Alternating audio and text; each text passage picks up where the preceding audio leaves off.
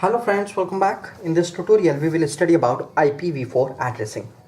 As we have already studied in previous tutorials that the network layer is responsible for the delivery of individual packets from the source to the destination host.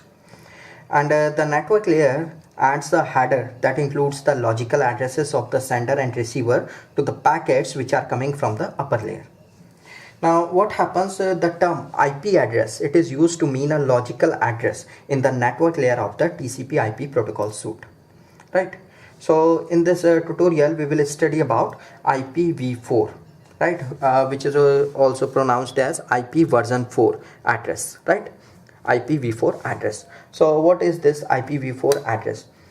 This Ipv4 address, that is IP version 4 address, it is a 32-bit address that uniquely and universally defines the connection of a device to the internet, right? So what happens, these Ipv4 addresses, they are unique, right? So what happens, these Ipv4 addresses are unique, right? So each address defines one and only one connection to the internet. So what happens if a device operating at the network layer has m connections to the internet, right? Then it needs to have m addresses, right? Now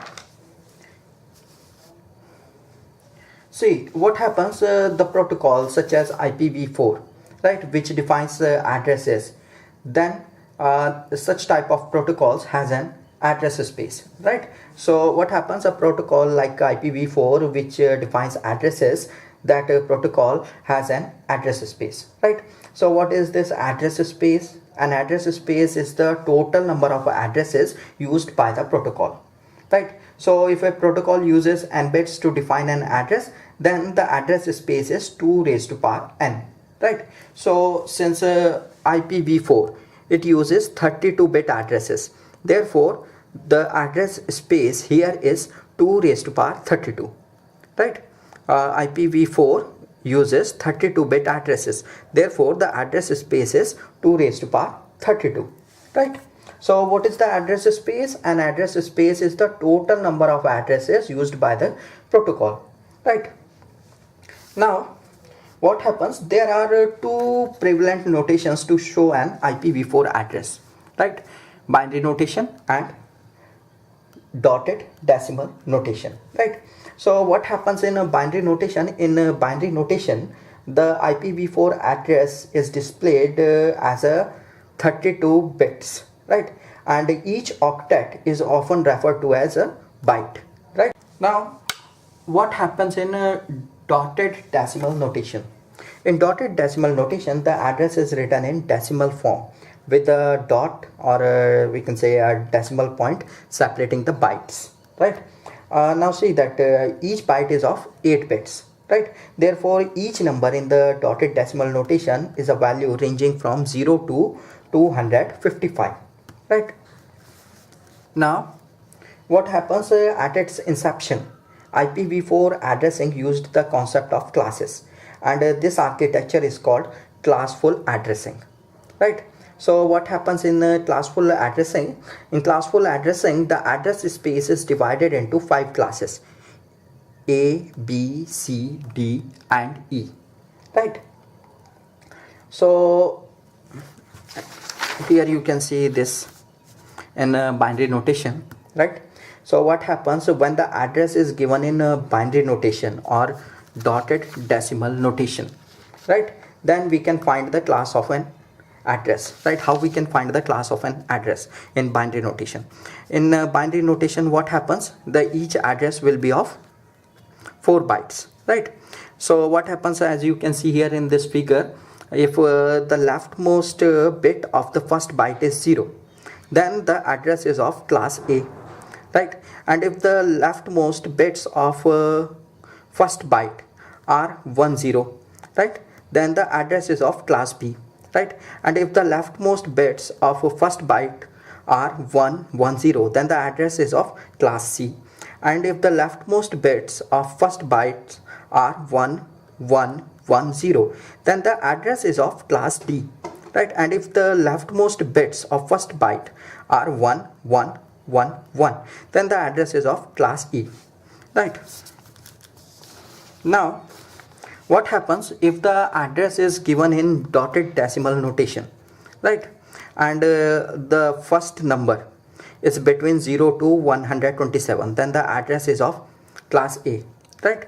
And if the first number of the address, right, is between 128 to 191, then the address is of class B, right? And if the first number of the address is between 192 to 223, then the address is of class C, right? And if the first number of address is between 224 to 239, then the address is of class D, right? And if the first number of the address is between 240 to 255, then the address is of class E, right?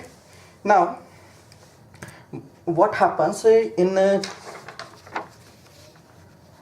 classful addressing scheme, right? Each class is divided into fixed number of blocks, and with each block is having a fixed size, right? So what happens in classful addressing? In classful addressing, each class is divided into a fixed number of blocks, with each block having a fixed size, right? So what happens previously what happened when an organization requested a block of addresses, it was granted one in class A, B or C, right? So what happens, the class A addresses were designed for large organization with a large number of attached hosts or routers, and the class B addresses were designed for mid-sized organization with tens of thousands of attached hosts or routers, right? And the class C addresses were designed for small organization with a small number of attached hosts or routers, right? So what happens, the number of blocks in class A is 128, right? And where the size of block in class A is this, right? As here you can see in the table that this is the number of blocks in class B, and this is the size of block, right? And this is the number of blocks in class C, and this is the block size in class C, right? Now class D addresses, they were designed for multicasting, right? Class D addresses were designed for multicasting. So here what happens, each address in the class is used to define one group of hosts on the internet, right? And class E addresses, they were reserved for future use, and only a few of them were used, right? So what happens in classful addressing? In classful addressing, a large part of the available addresses were wasted, right? Now see here that in class A address, right, this in class A address, the block size is too large for almost any organization.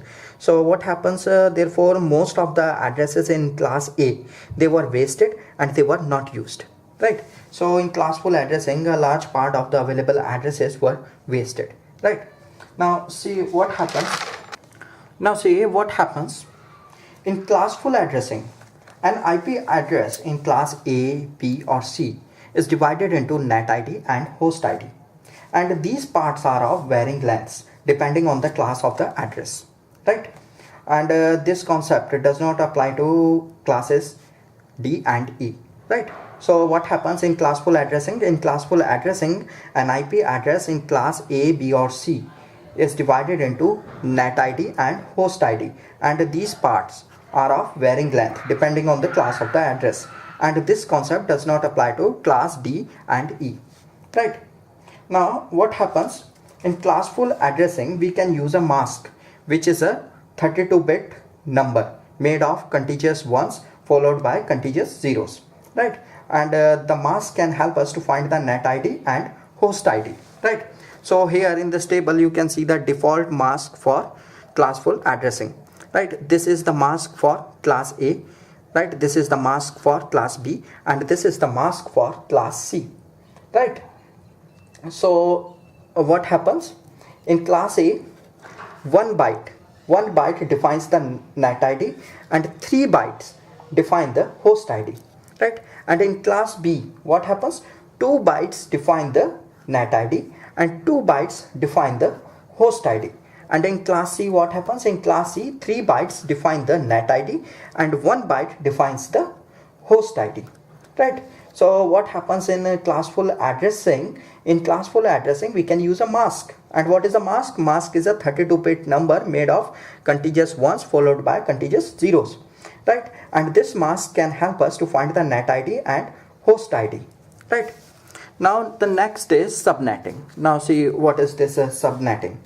Now see, if an organization was granted a large block in class A or B, right, then what that organization can do, that organization could divide the addresses in several contiguous groups, and it can assign each group to a smaller network called subnet, right?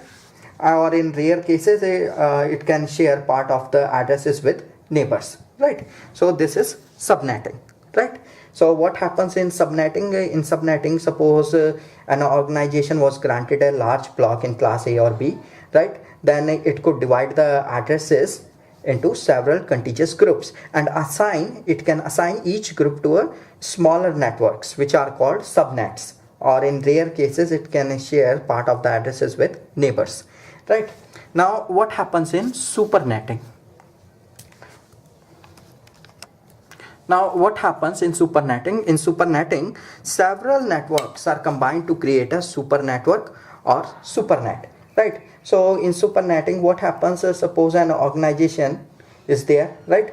Then what happens? That organization can combine several class C blocks into a larger range of addresses, right? In other words, we can say that several networks are combined to create a super network or supernet, right? So what happens in this case? What happens? An organization can apply for a set of class C blocks, right, instead of just one block, right? So consider an example. Suppose there is an organization and it needs 1000 addresses. Then this organization can be granted 4 contiguous class C blocks, right? And then this organization can use these addresses to create one super network, right?